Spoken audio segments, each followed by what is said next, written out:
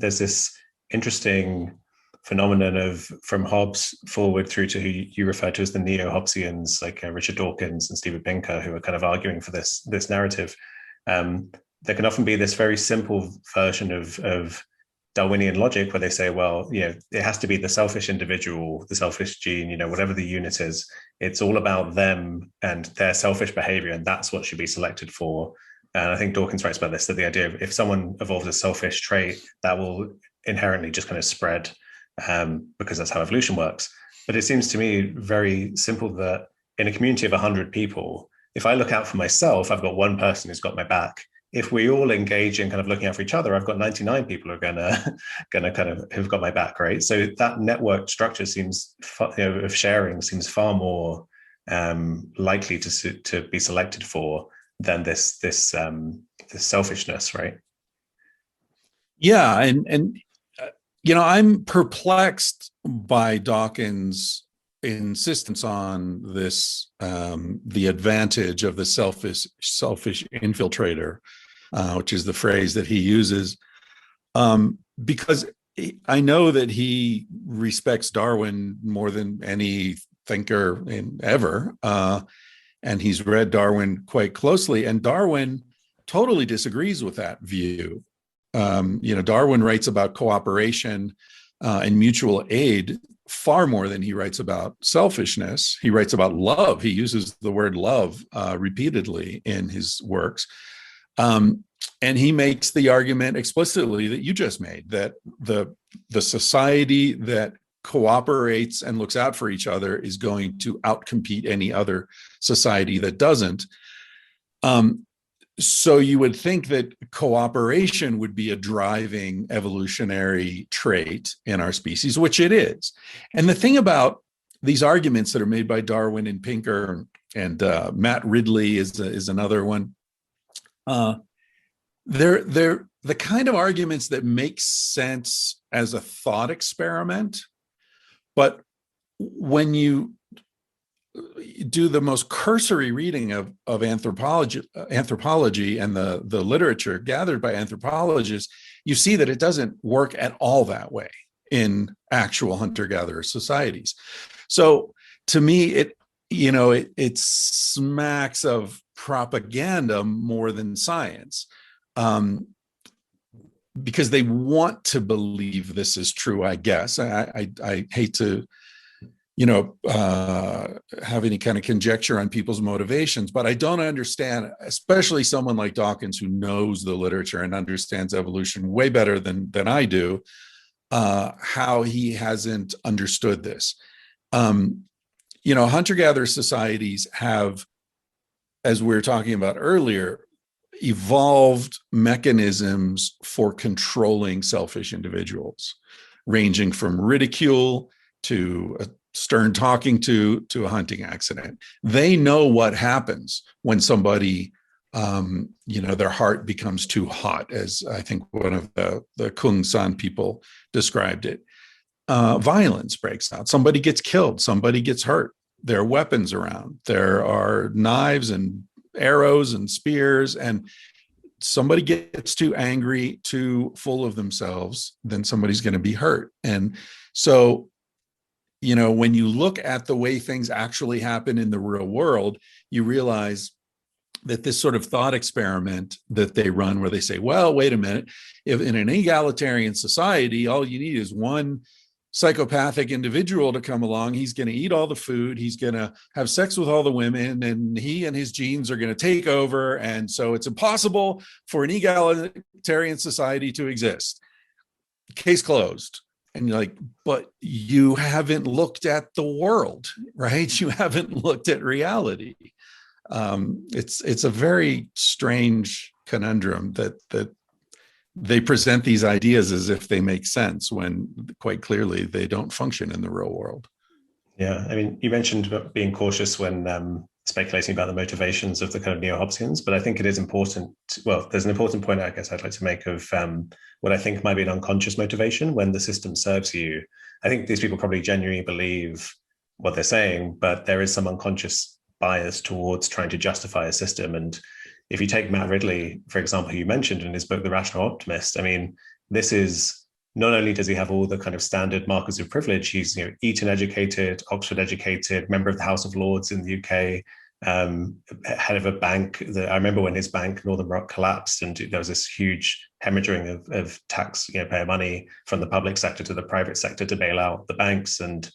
And he's this guy who's writing this book saying, don't worry, this system is perfect. It's great. Like, like, well, you're the guy who's sitting on top of the pile. Like, I think it's worth questioning. Like, since the system is serving you so well, maybe you're not unbiased. Yeah. It's amazing to see that, and then Steven Pinker writes a book arguing the same thing. And Bill Gates says it's his favorite book of all time. Like, no kidding. Really? So billionaires and Harvard professors all think everything's going great? No kidding. I guess it is, for them. Matt Ridley cracks me up. His book was really funny.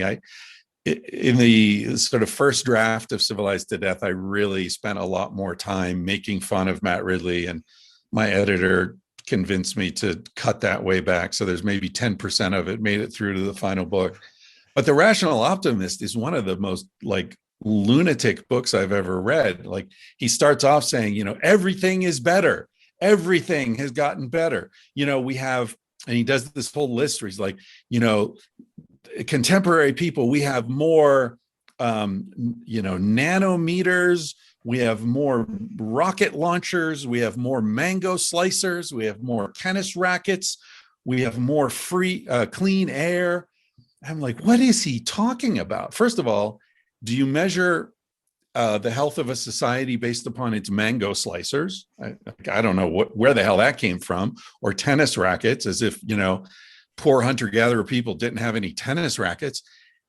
And then free air or clean air. How do we have more clean air now than 10,000 years ago before industry? I don't even know what he's talking about.